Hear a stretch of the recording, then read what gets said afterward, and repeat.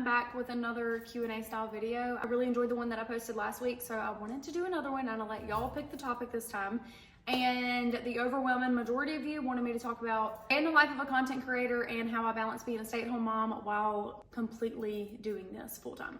I'm not even gonna make a long intro because I have a ton of questions. And the first question, how did you get started? Give us a step-by-step. Okay, there really is no step-by-step. How I got started was basically I just started posting. I saw other mom creators posting. I was like, you know what, I'm bored, I can do that too.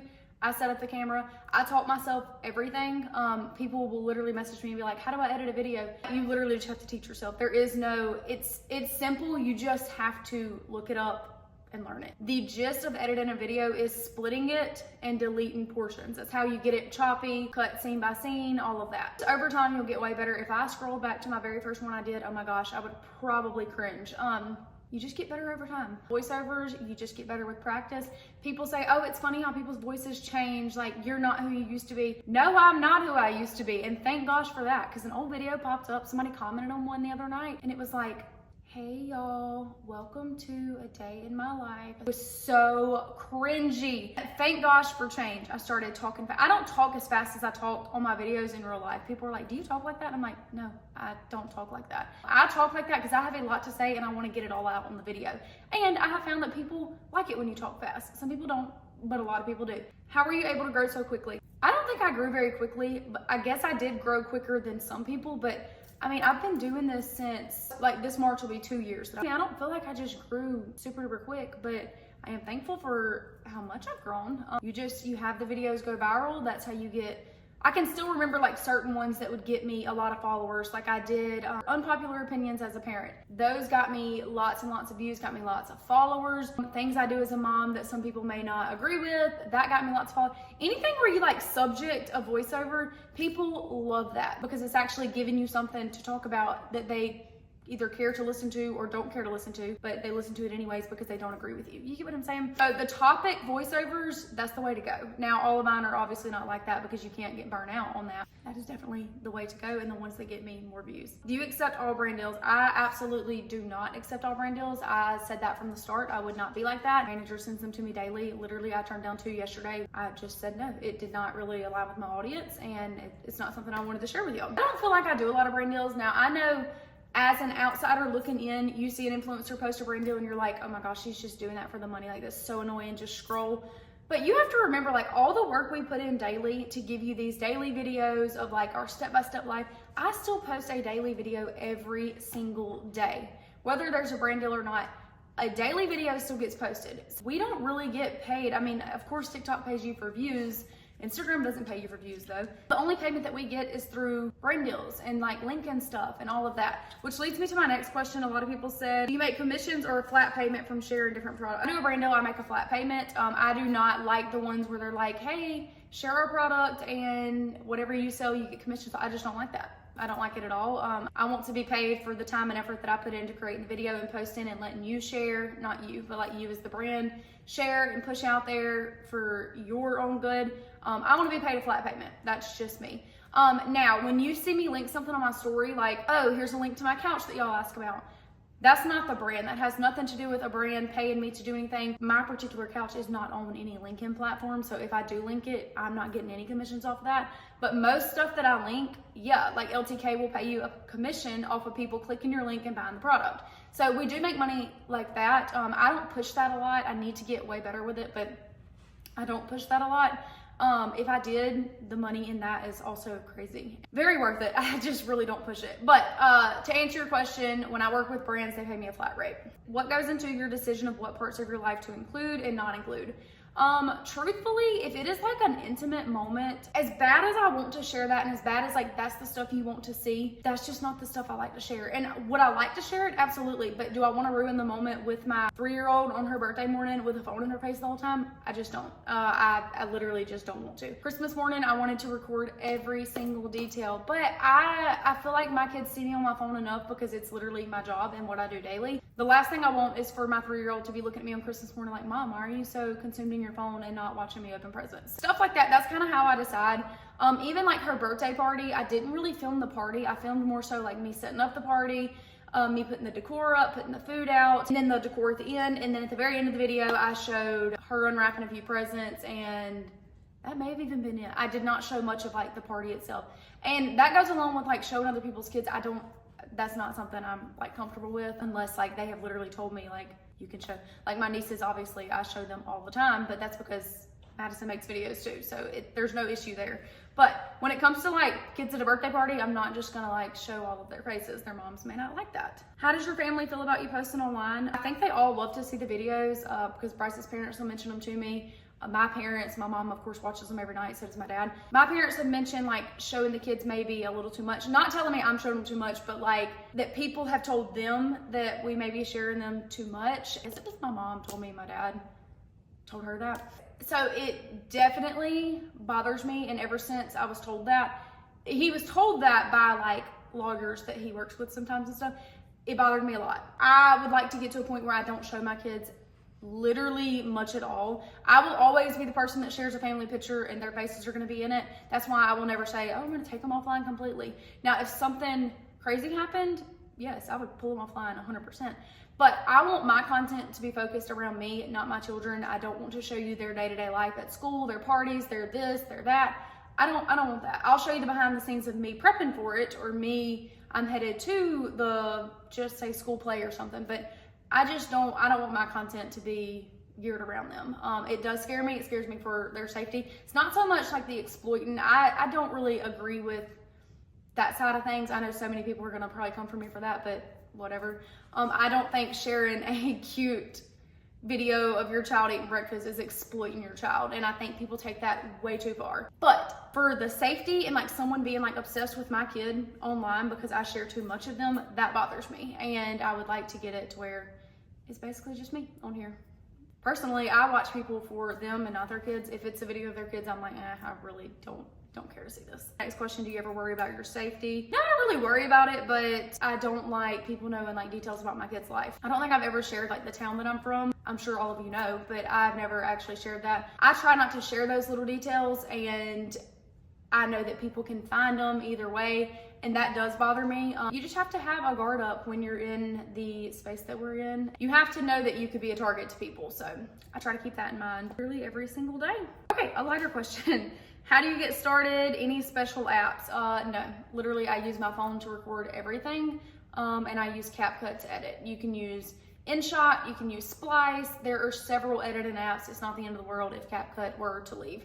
Even right now, I'm filming on my phone, not a camera. You need a ring light. You do need a ring light. I think that just makes the whole video look different. You need a ring light. It takes the whole quality and it bumps it up 300 notches. How long does it take you to edit a video, and when do you do it? It takes me, a video like this will take me a long time because it's a very long talking video. You have to watch every single thing. But the vlog style, there's no words involved. Like I'm not talking to the camera, so I don't have to listen to it, nothing. I'm literally just going through splitting and deleting clips. It can take me probably 10 to 15 minutes to do like my daily vlogs, the editing part. Now, when I have to do the voiceover, that takes me another probably 10 minutes or so. Someone said, when do you do it? I literally feel like I'm doing it all day. Like I will try to start it when my kids are in a room playing by themselves, and when they come out, I get off my phone. I don't want them to just see me on my phone 24/7 because they already see me like filming 24/7. I don't like to edit around them. That's just not something I care to do. When it comes to voiceovers, when Bryce gets home from work, he takes the girls for about 15 minutes. Really, I'm the one that goes away. He watches the girls for 10 or 15 minutes. I go into another room outside to my car or something, and I film the voiceover. So yeah, it's a process to get a video done. It really is. And I have done it every day for, I know I said I started 2 years ago, but I've been doing it daily for about a year. So yeah, it's a lot that goes into it that y'all do not see. How much time a day is spent creating content, and do you plan it in advance? Literally all day is spent doing it. If I decide to do a morning routine, then, which I don't do those very often, I can get those done obviously in the morning before I leave the house. I'm doing a daily vlog where I'm like going to Target and showing you that and us eating and all that. That normally takes you know, all day that I'm gone. And then I come home and I'm trying to edit it between my kids being in other rooms and my kids being here. So yes, in a perfect world, I would love to edit the videos when we're out and about and I get home, I park the car in the garage. If the kids are good, I try to edit it right then. So they don't really see what I'm doing up there. Like, it's not like, oh, mom's on her phone again. They'll either be asleep or Blake will be watching her show. I try to edit then. But that is not how it usually plays out. Usually they're ready to get out of the car the second we pull up. So I have to just edit around that. But I get it done every night, and then by the time Bryce gets home, I'm ready to do the voiceover. How much extra time does it take you to keep setting up the tripod? They're very light. When I'm doing like a morning routine or any type of thing in my house, I just drag the tripod around. That's it. My phone stays clipped in and I just go from room to room to room. It's really not that bad. It does take extra time because like you're having to like walk past the camera and then go back and turn off the camera and then drag it to the next room. So that part is time consuming. Now when I'm in public, I don't know why people get confused with this. Most content creators do not set up a tripod in public. They're either using their phone, they're propping it on the door of their car, or I'm only actually speaking for myself. I prop it on the door of my car. Like when I walk into a store, if you ever see me like getting diapers off a shelf, all I did was put it on the shelf behind me. And I am very picky with people seeing me. Like if someone's watching me, I will snatch that phone off the shelf so quick. Like I'm not the one who's setting up the tripod in public. That is not me, never will be me. Doesn't matter how long I've been doing it. Doesn't matter what I'm being paid. If it's a brand deal and I'm being paid X amount of money, I will not set that tripod up. Like I will have to bring somebody like my mom or Bryce, and they will have to secretly record it for me because you will not catch me setting up a tripod.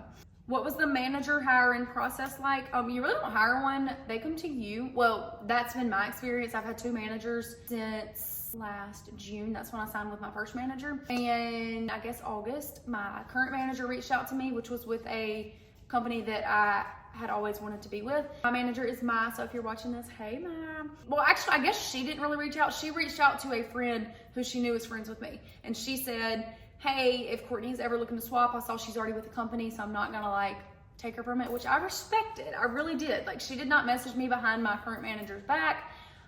So I talked with the girl that I'm friends with, Cayman. So if y'all know Cayman Youngblood, that's my bestie. I talked to her about it and she was telling me how much she loves her manager, her management, everything about that. And I was pretty sold pretty quick.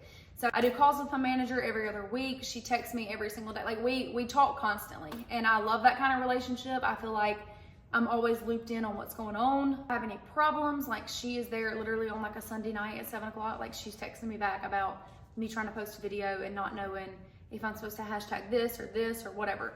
So she's just amazing. How do I get my videos aesthetically pleasing? Basically, you need a ring light to brighten up the room. You need as much natural light as possible. Do not film in front of a window. Like don't have the window behind you. If there was a window back here right now, this video would suck. You just have to know like little stuff like that. Pick up the clutter. Maybe that's not realistic because you're having to pick up something before you film something, but that's, people don't want to see. Can y'all see this Coke can? I'm over here saying people don't want to see a Coke can in the background. And y'all probably been staring at this the whole time.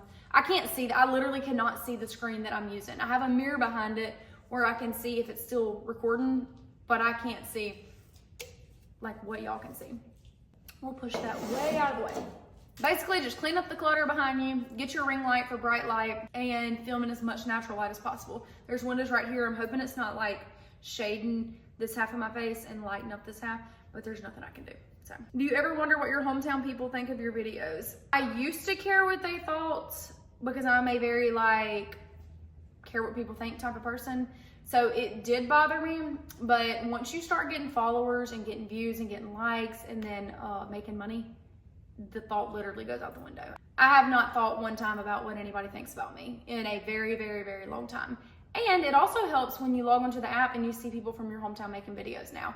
I love watching them because I love watching people that I like actually know creating videos. But the same people talking crap are the same people that probably want to do it and they just don't have the guts to get on camera and do it. So you can't let that bother you, okay? Does your husband see this as an actual job? I don't mean this with any hate. And I promise I did not take the question that way. I think he literally still sees it the way a lot of y'all probably see it. You're like, literally what's so hard about it? Because he's not home with me during the day. He doesn't see what all goes into creating a video. And no matter how much I tell him, like, he's just like, I just don't see how it's that hard. But we're working on it. It is a work in progress. He's not like disrespectful or anything. Don't get me wrong. But he like doesn't like, he'll get home and he's like, oh, you didn't film your voiceover yet? And I'm like, no, like I haven't had a moment of silence. And he's like, okay. And I'm like, you have to understand, like, I'm doing all this like with children here all day long. Get over it, basically. Is it an actual job? It pays actual bills, so he better see it as an actual job. How do you manage storage space in your phone? I literally don't. I don't know what to do about that. I think I'm gonna get a whole separate phone just for filming and edit it on there and then upload it from that particular phone, because the situation is just not situating. So if you have any tips on that, let me know. I have the biggest phone you can get. It's 2 TVs, 2 terabytes. I think that's what it's called. Now I'm going to get to the questions about how I balance being a stay-at-home mom while working from home. Do you have a nanny that helps you? I do not have a nanny. I do, like I said, have childcare 2 days a week for Blake. That is not enough, and me and Bryce have talked about it very heavily lately. I don't know what our plan is, because I would absolutely not put Corey in daycare, because first off, I would not want to take a spot from someone who needs it to actually get to work, although this is work. When summer rolls around, Blake is going to be out of school, and I've told Bryce, I'm like, I literally, the days that she's gone, I get a lot done.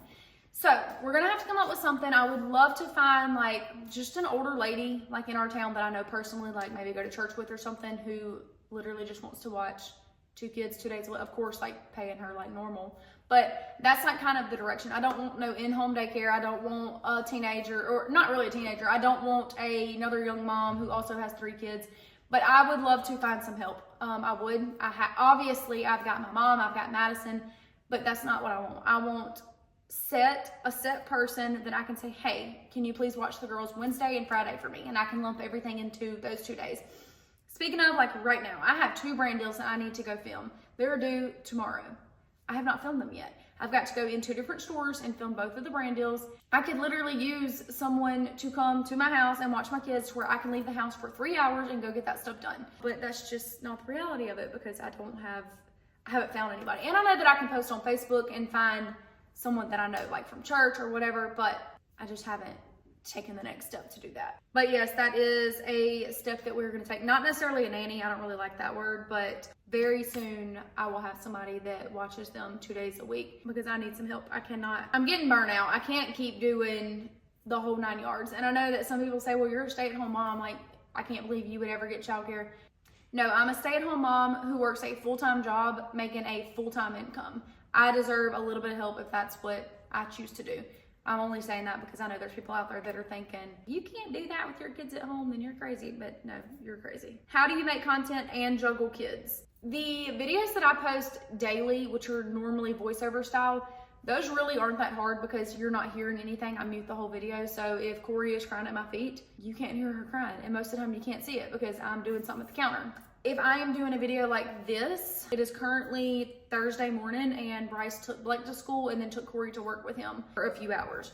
So that's about the only way I can get a talking video done. I posted a talking video a few days ago to TikTok. Somehow, by the grace of God, both of my kids were content, and I was able to get that video done. Maybe they didn't know I was in the bathroom. I don't know. I had the door shut, and I was able to film that whole video without them interrupting. But I did have to take it like 6 times before they finally left me alone. It's just hard to do talking videos like this. Even when I talk in the car, normally they're asleep in the back seat. That's the only way I'm gonna get a talking video done, which is why y'all never see like, hey, come to Walmart with me. You don't see that style video, because my kids are in the background screaming at me the whole time. How do you structure your day? I kind of told y'all this, but we wake up, I do all the mom things. Really, I'm in mom mode until we leave the house. And like I said, I try to get a lot of work done in the car or after they go to sleep. So basically all of my work is done when they are occupied. My nieces come over all the time. If my nieces come over, they go upstairs. Literally, they take Corey with them. They occupy them, and I get a lot done then, like going through emails and all of that. But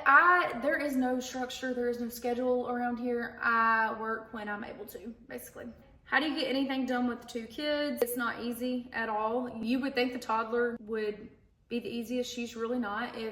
If Corey happens to be asleep, you would think Blake would just go into another room and play and let me get some stuff done. Nope, she's right beside me and she wants to be right at my booty. Even like stuff like when I meet with my manager, it's so hard to schedule that stuff, because I don't know when I'm gonna have someone to watch my kids for me to do a Zoom call with my manager, because they cannot be in the background. Like if they hear me talking, they're gonna talk louder. That's just how my kids' brains are wired.